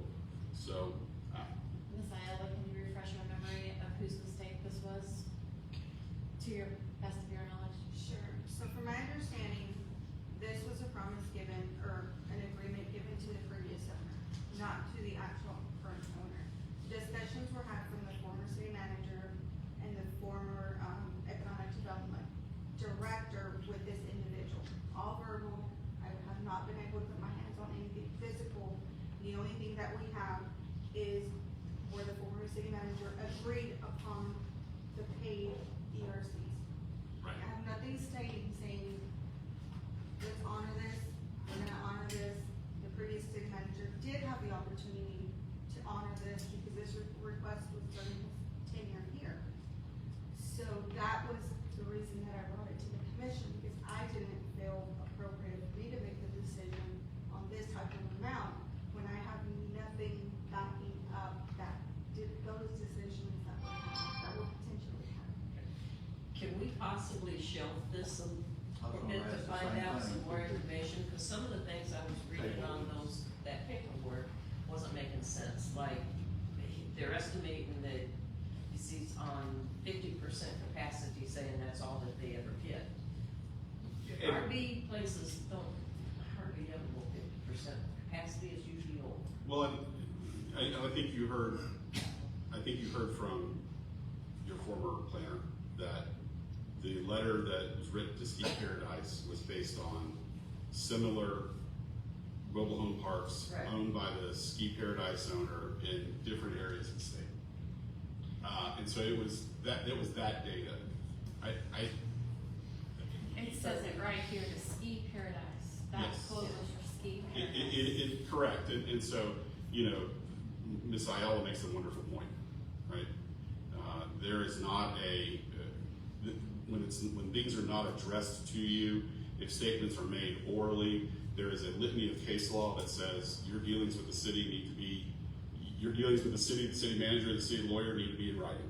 If they're not in writing, then there's nothing that's gonna be held against the city. Now, that's a matter of sovereign immunity, so. Let me ask you this then, and Commissioner McDonald just made that point, and I brought that up at the last meeting as well.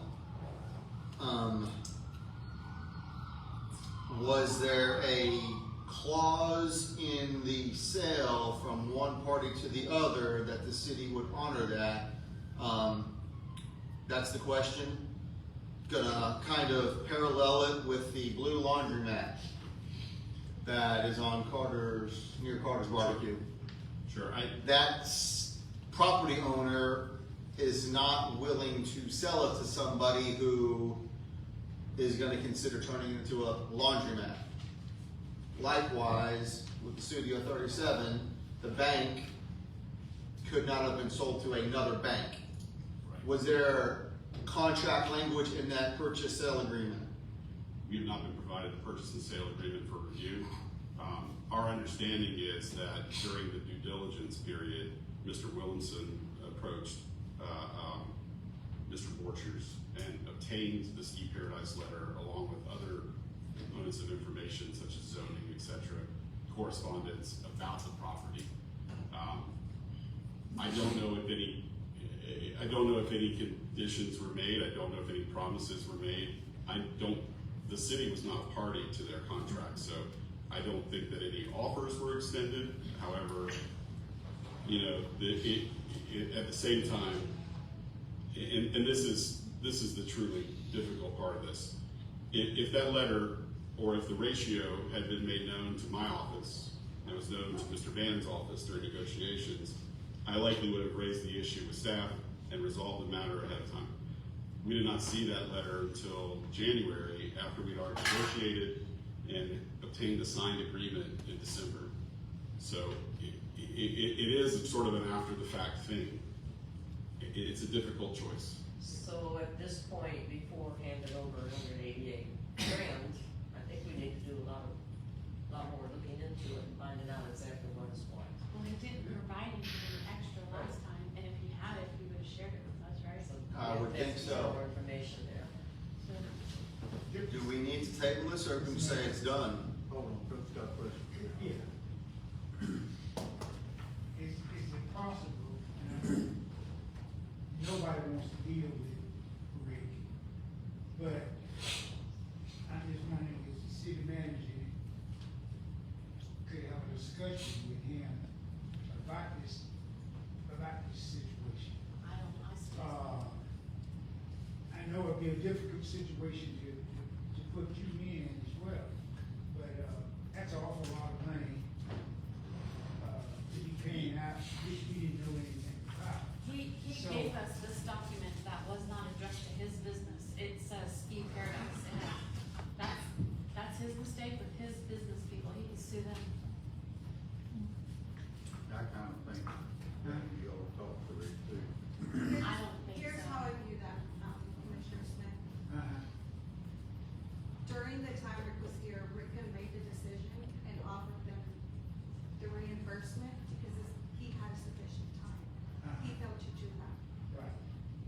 Perhaps there's a reason he failed to do that because there was really no conversation happening. So that's what I get out of this. If he didn't do it at that moment, then he didn't want to do it. So I don't really see a need for me to communicate with him if it's not right. I disagree. I think you ought to call him and ask him what he remembers about it. It's not in writing. No. Wait, and Coach, let me play devil's advocate with you for a minute. Just to take the opposing side, I know it is a lot of money. $188,000 is a lot of money.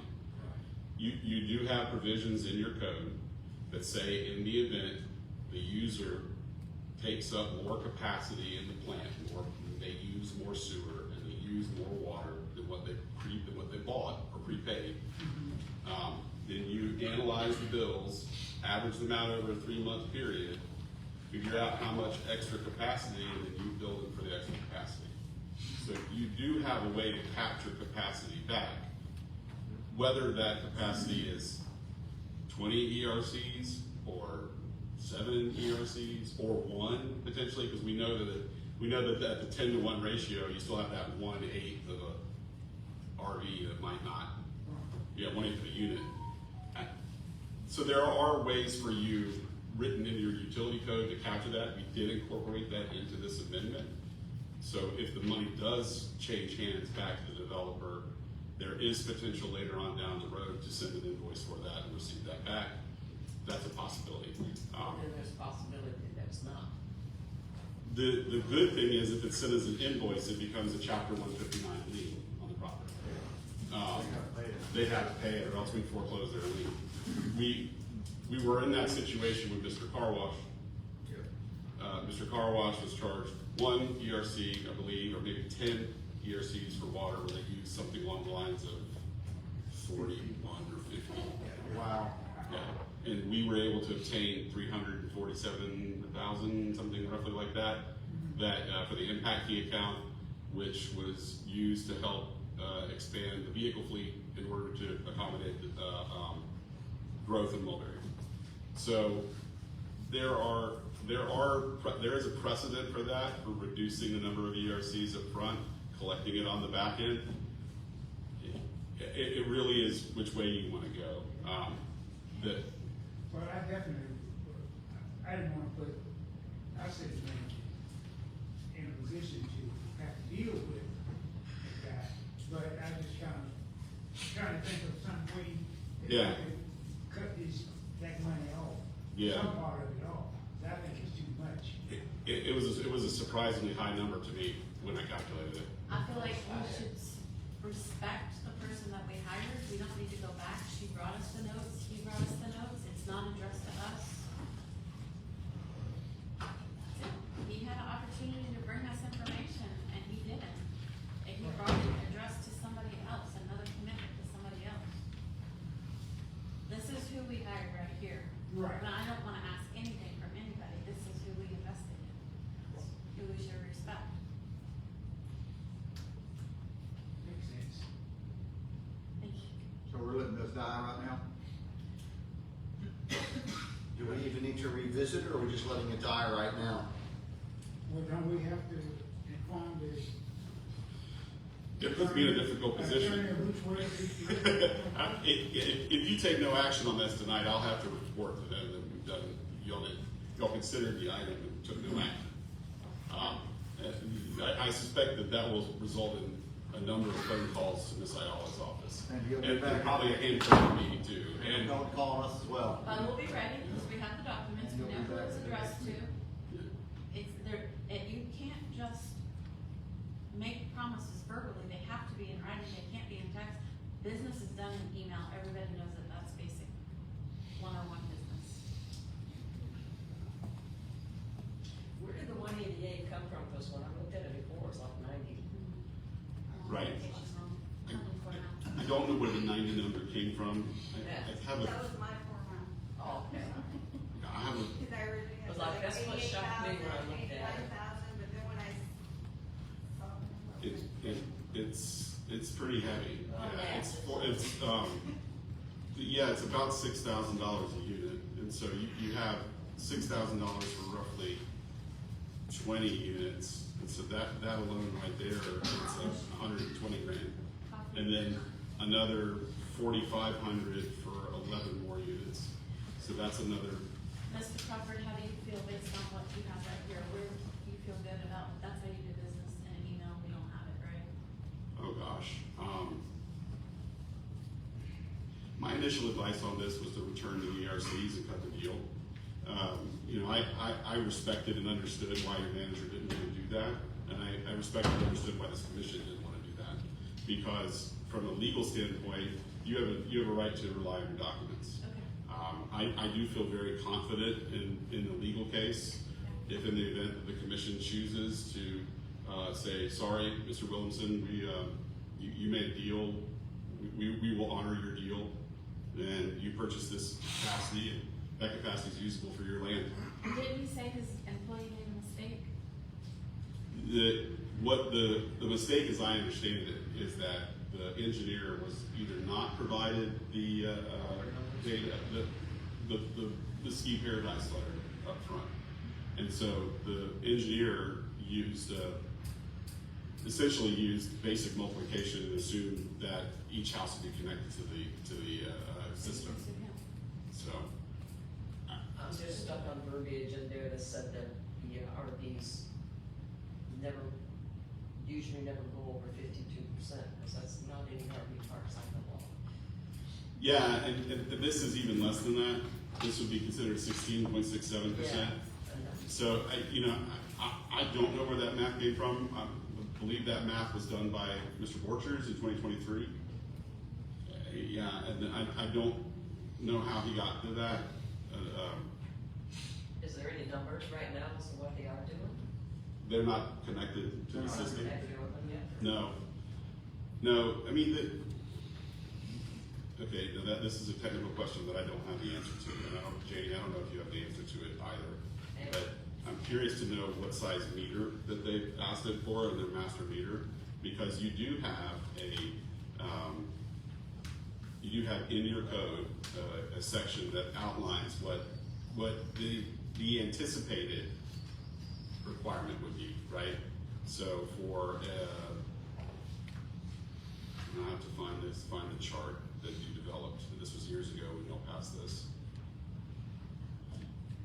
But for a meter size between 2 and 3 inches, for example, then your estimated number of water ERCs is between 8 and 16.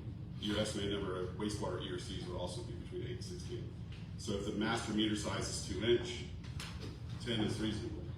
And this is what I'm saying, that I just thought Sheldon get all the information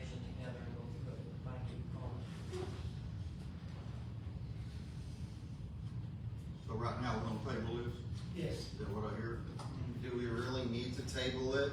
I mean, I'll agree with McDonald on that. I think we have to, because it is somebody who, maybe they were screwed, maybe they weren't. But we want But to do he the right has thing. business associates to handle his interactions. What's your pleasure, Commissioner? I'll make a motion to table it. Second. No. Been moved and seconded to table it.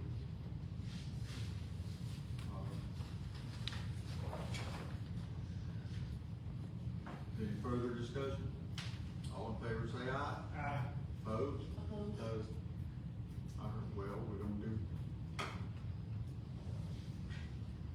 We're gonna do a roll call. How did you vote? Yes? Well, I thought we was dropping it. I mean, We're tabling it. Table it, and then come back. But there's a, well, it wasn't a unanimous. whichever way, I didn't hear if we're enough. not paying. I didn't hear enough votes, so we're gonna do a roll call vote. The motion is to table it, and then come back later. Yeah, table. So you vote yes?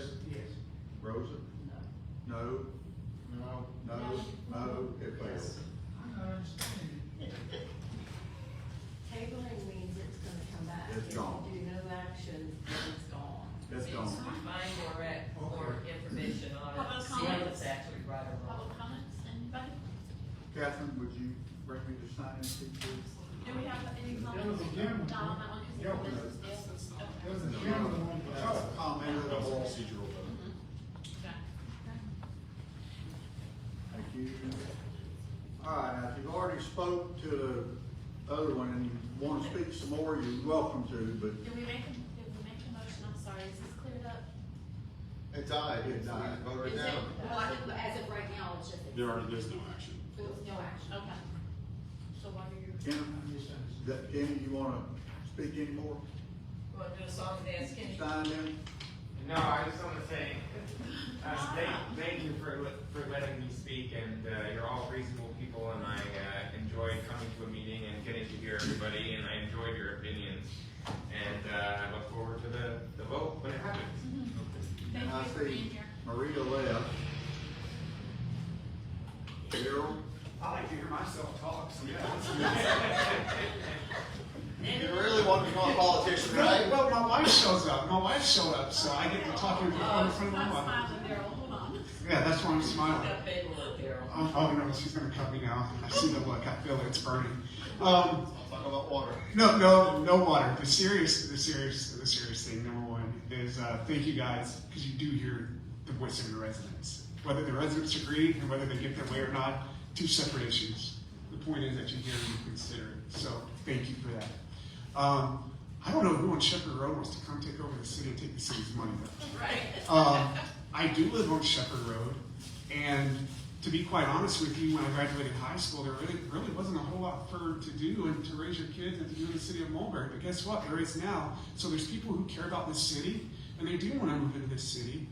And guess what? They're not going to wait to move into the city and come after your job. They're here now, even though they still live on Shepherd Road, and they're advocating for citizens, and they're reaching compromise, and I feel like they're bringing a reason. So I don't know who Shepherd Road says we're coming for you. This guy from Shepherd Road's not coming for you. I'm coming The with county's you. got to give up that tax base and they won't. I'm coming with you. Okay?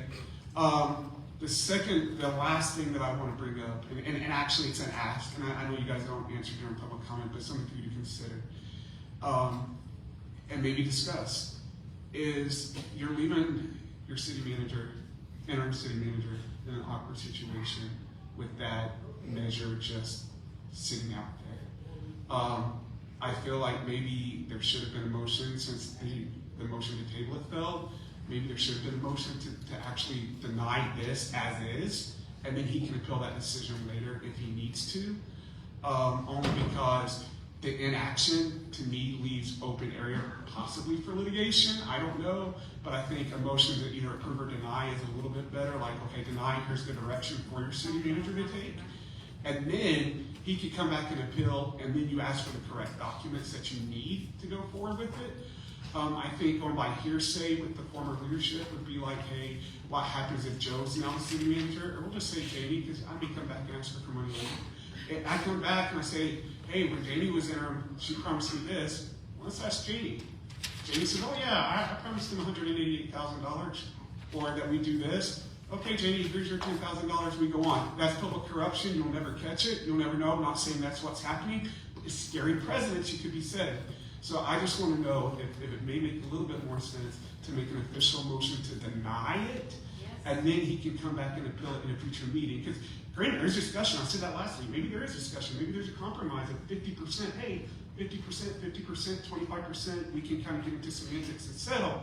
But based on the information you have, I think it may put Jamie and the city in a safer situation to flat out deny, instead of just like kind of leaving it open-ended question. That's all. Thank you. Well, then if you want to amend the motion.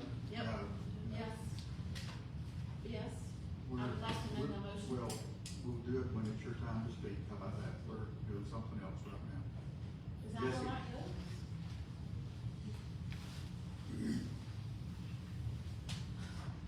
So my name's Jesse Otteson.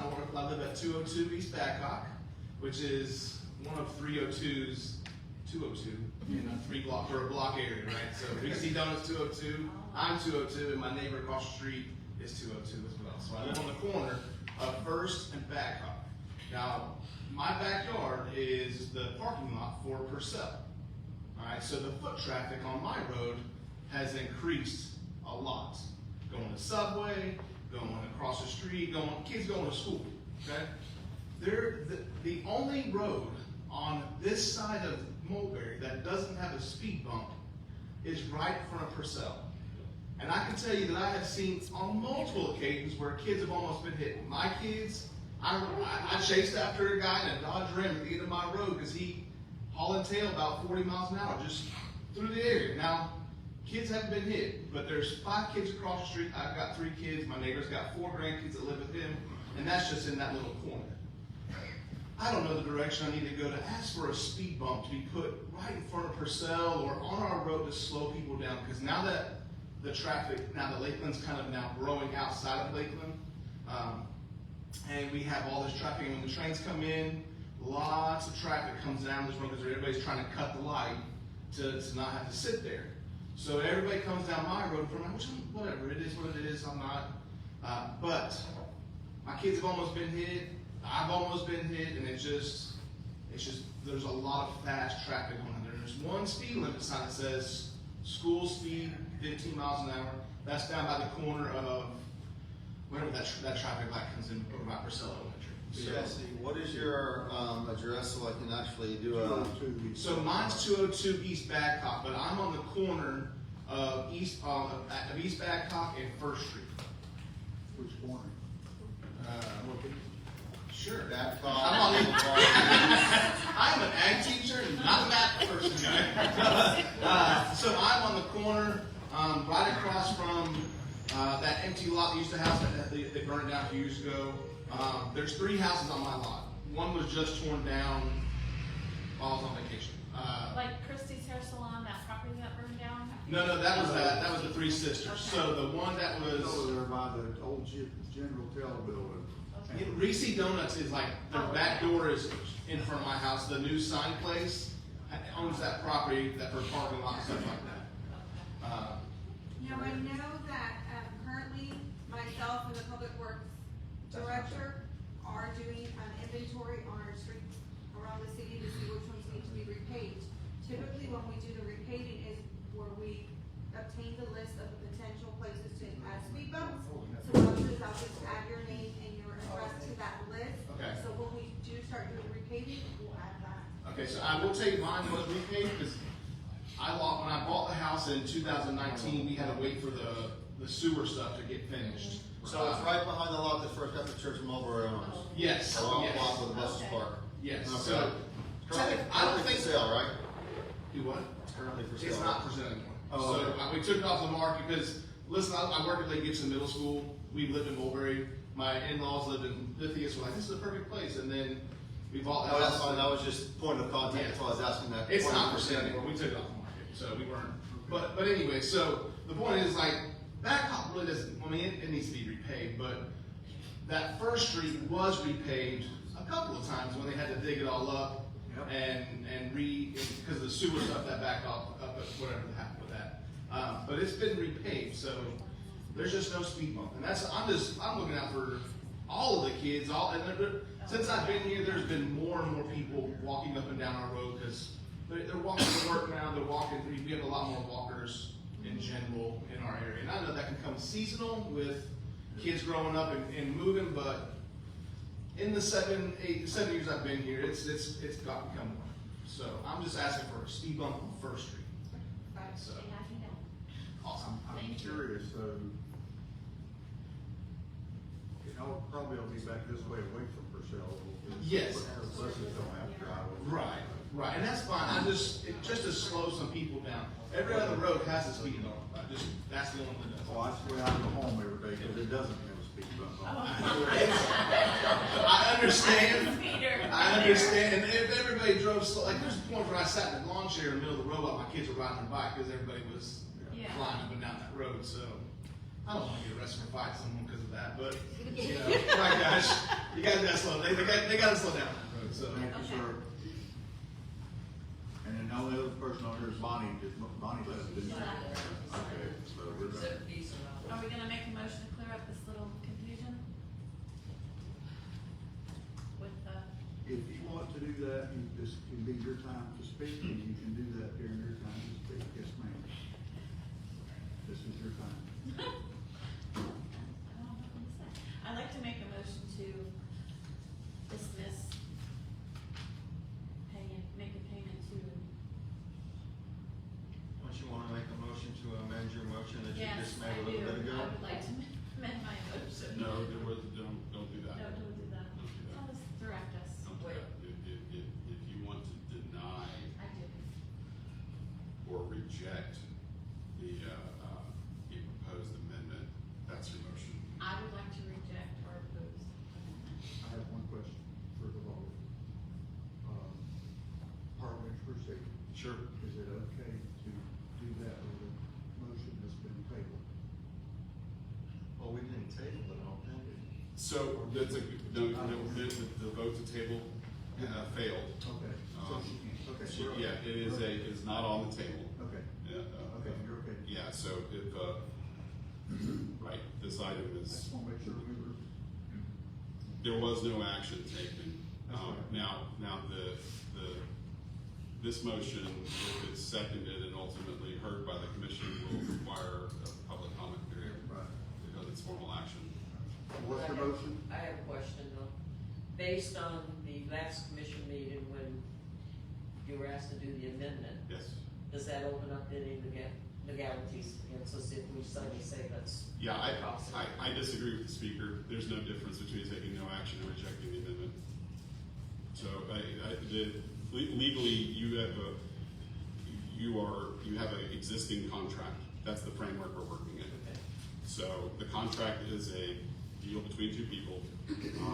They have paid value for the ERCs that they received, and the transaction's been consummated. If they want to litigate, they can litigate at any time.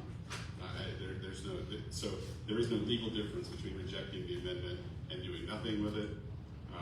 The only difference would be the words you use in the communications back to the opposing party. And we have him on record saying his team made a mistake as well. But that's noted in that meeting. You still going I to pursue the motion? I did, I said it. I did. don't know if anybody heard me. I did say that if Mr. Bannon knew about the letter in advance, I'm certain he would give it to me. Is that the communications I had with him were the best of any utility service agreement I've ever negotiated. So does someone have to second this rejection? Yes. Okay. Let's make sure he understands what's going on. Dawn has made a motion to reject what? The amendment to fund that last project? No? Out at the Legacy Lakes RV Resort. That large amount of money. City Clerk, can you please read the minutes that were taken for that vote, please, so we have a better understanding? The one that was just made? The one that was originally made that we're now amending. We're not amending. We're not anything. amending squat. No, we're not doing anything. There was during the business item, there was a motion to table made by Coach Smith that failed. Okay. And then the business item moved forward without any action. And so the mayor, recognizing no action was taken, moved on the agenda to the next item. That's what happened. Clear-cut rejection or not? Or is it? It's up to you. I think the only difference between rejecting the amendment and not taking any action on the amendment is what I say in my note to John that I'm writing right now. As right now I'm writing, as an update for you, the city commission took no action on the proposed amendment. So it would say, as an update for you, the city commission rejected the proposed amendment. That's the only difference. The nice one. I take it back. I take mine. Any other comments? Have a great night. We appreciate all the visitors. Thank you for coming. You hurt my head. Talking, yes. Oh my goodness. John, Yes. any other comments for your time? Commissioner Barsotti? We all been talking a lot today, so, and my voice is about gone, if anybody can tell. It's been a busy couple of weeks. Talking to citizens, talking to people, grabbing information and everything. In between that, believe it or not, there's other things that happened. Some of us went to the FLC conference. There's a lot of good information there. Things that are still digesting, still putting together, so I'm hoping that we get to do some things with that in the future here. Catherine, I will not be at the Zumba. I did that about 10 years ago, about killed myself. So I don't think I didn't have a piece of my body that didn't ache after that. I just don't know how they do that well. So, but I will be at the lead lines, lead lines, whatever. And just as a little pat me on the back thing here, last week I accepted an appointment from the Polk County School Board District Advisory Council to sit on their table. I don't know who submitted my name to them, but they responded, and well, I'm there. And that's very nice. It's I'm very honored about that. And I look forward to trying to be a bridge there with the Polk County schools. That's all, Joe. That's all I say. Thank you, Commissioner Barsotti. Commissioner Devine? So, a few of us went to the Florida League of Cities conference this past week, and they were really educating us on Amendment 3. Yeah. For those who don't know what Amendment 3 is, it's the property tax amendment. Can I publicly state how I voted? Okay. But if we allow that to pass, we are in uncertain times as a city, as a county government. So be thinking about that, do your own research.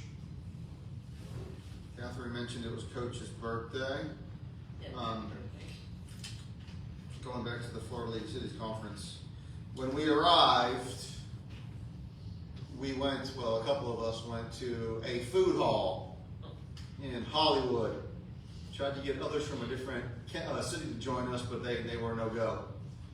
I will say that the Depot 303 is top-notch as compared to this food hall that we went to.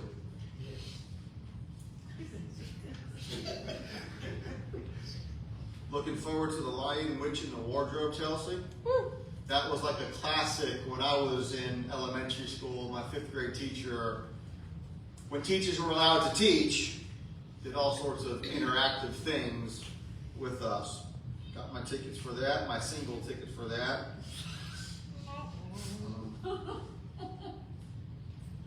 So I'm glad, well, I'll just say that one for last. And I mentioned this to the city attorney today, and I mentioned this to the city manager today as well. If we have litigation, I think we should be made known just as an executive body. Do that with what you will with that. So we had discussion today. We're friends prior to the meeting. We may disagree agreeably. We're friends after the meeting. But at the end of the day, we came and we met in the middle for what I feel is everyone who is a stakeholder who lives in the city limits of Mulberry, who is a resident. Last thing. It's good to know that there are grants for service lines, the lead service lines. And I'm going to say this. I'm glad to know that the city of Mulberry has public safety as priority number one. Thank you all for securing those grants. Yes, thank you. Mr. Beth, what you got? Well, I have so many people to thank. How old are you? First of all, I don't think the city of Mulberry or mine should go to conference. I've all the years that I've gone to the conference, I've never taken a seat till this year. So I was, actually about a day and a half. And I tell you, it's nothing like having friends from Mulberry on the same commission. They did an outstanding job for me, and they really supported me while I was there. I couldn't get rid of Neil. He had a seat in the room. I had to sneak in the room because I was not family. I had to find the bathroom, and then I found room 33. So Albert got there, Neil left, but he never know how much I appreciated being there. You know, when you land there, you don't know really what's wrong with you. This doctor comes in and say this wrong. So he really kept my nerve together. Sorry. Got your name right. I lost all the stuff I had, but she picked it up and gave it to me. It was just so many things, wonderful things that happened to me in a good way that I'll never forget. And I tell you, Neil was like some old grandmother. Just call me a grandson, Coach. But more of a mom. More of a mom. He really took care of me. We, there and back. I just can't say enough. He really cares, because he paid extra parking for you too. So, with what the city did and each individual commissioner, I wholeheartedly appreciate it so much. And nursed me back to Mulberry. Well, you scared 10 years out of my life. Have you back? Well, I really did know it, right? I thought I won a prize. I was wrong. I thought you got in a fight. Uh-oh, they gonna kiss? What's happening? But that's it. Oh. Good, very good. I wasn't able to attend, so I missed all this. Yes. But I would have been your caretaker. She would have snuck in. But I am glad you're feeling. That's all I have to say. And I wasn't able to attend, so I'd have been right there with you too. I know. But I've probably known you Asked longer you, I than asked about any you of this group. several times. So you and I have been around the block a couple of times Yes, together. indeed. And I was gonna tell Neil, he should have just told him he was your adopted son or something. Well, he called her seed and everything. That's good. She knew exactly what was going on. You're on the phone. I do wanna tell everybody, remind everybody, the lead line workshop Wednesday, so I cannot be there tomorrow, but I'll be there Saturday. So, look forward to hearing the spiel. And, if you've not been to the depot and seen the new vendor of, Mexican food or Hispanic food or whatever you wanna call it. Go try it out. Nancy and I went in there Saturday and tried it, and it was very good. But next time I'll try something else, you know, they got more than one thing they got on the menu, so, other than that, excuse me, that's all I have, and I will turn it over to the city manager. Sure. Just a few updates that were on my newsletter. We're still working with Angela, waiting to hear back from the state clearinghouse comments. We're hoping that we should be obtaining that within like 2 or 3 weeks. But we're still actively working on the pre-application, obtaining all the documents that we need, getting the information from the banks to, as soon as we get the comments, we'll proceed with the pre-application. I did speak with Doug, which he did inform me that he potentially spoke to a few of you at the conference. He gave me an update roughly, I think last week there was 30+ applicants. The advertising still runs until 26. I'm hoping to get some more information as far as the timeline to start offering different dates for meetings to start reviewing the applications and going from that point. Once I get that information, I'll bring it to your attention, but that is all. City attorney? All right, I'll stand back there. After all that we've been through tonight, you don't have any comments? No, sir, there are things we could talk about, but no, we're waiting on election. So, thank you. Thanks for getting that. Results are pretty much in. City clerk? Pigs over there.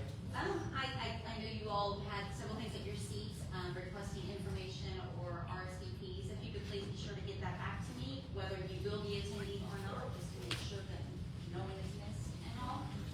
Besides that, I will be out, the next CRA meeting and commission meeting. But, our deputy clerk is going to keep us covered and you're in very good hands. So if you need anything, I'll be back, or you, of course, thank you. Yes, sir. I missed Ms. Brooks. There was a couple of guys there. They asked a lot of questions about it. Not in the, what do you think? They just said, she's so pleasant to work